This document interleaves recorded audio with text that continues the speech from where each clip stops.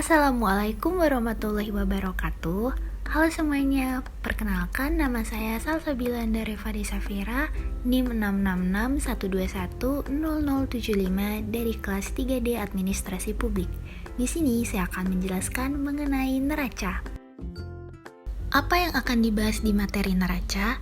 Yang pertama, pengertian neraca, yang kedua, fungsi neraca, yang ketiga, unsur-unsur dalam neraca, dan yang keempat, bentuk-bentuk neraca. Pengertian neraca.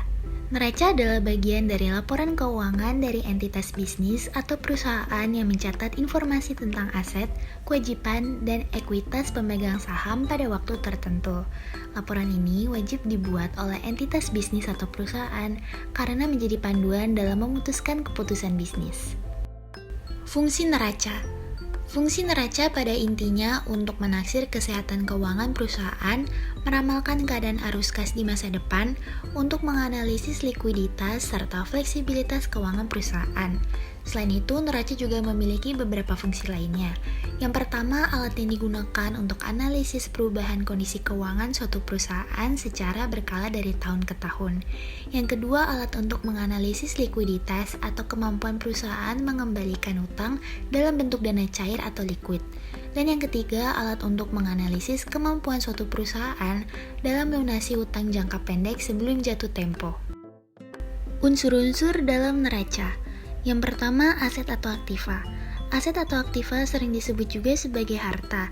Aset merupakan sumber ekonomi yang dapat memberikan manfaat usaha pada masa yang akan datang serta berada dalam saldo normal debit. Aset dalam hal ini terdiri dari piutang usaha, aset tetap, persediaan, biaya dibayar muka, serta aset tidak berwujud. Yang kedua, kewajiban atau hutang atau liabilitas. Kewajiban atau hutang atau liabilitas merupakan pembayaran yang ditunda hingga periode tertentu berdasarkan kesepakatan kepada pihak lain. Dengan begitu, hutang tersebut harus dilunasi sebelum batas jatuh tempo pembayaran.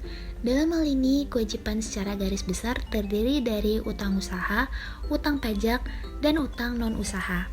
Yang ketiga, modal atau ekuitas. Modal atau ekuitas merupakan kekayaan yang dimiliki oleh suatu perusahaan. Modal berfungsi sebagai sumber keuangan utama sebelum perusahaan memperoleh pendapatan serta laba dari laba produk atau jasa yang dihasilkan.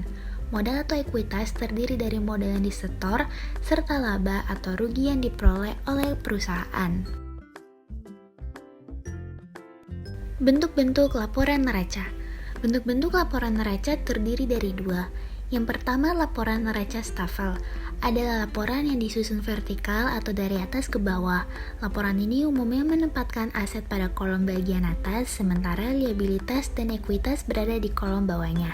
Secara imajiner, setiap kolom akan dibagi menjadi dua bagian, yaitu keterangan nama di bagian kiri dan keterangan harga di bagian kanan.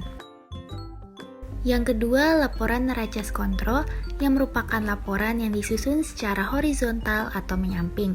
Bagian aktiva akan berada di sisi kiri, sementara bagian pasiva akan berada di bagian kanan. Di bawah setiap keterangan item akan ada perincian harga untuk dibandingkan antara sisi aktiva dan pasiva.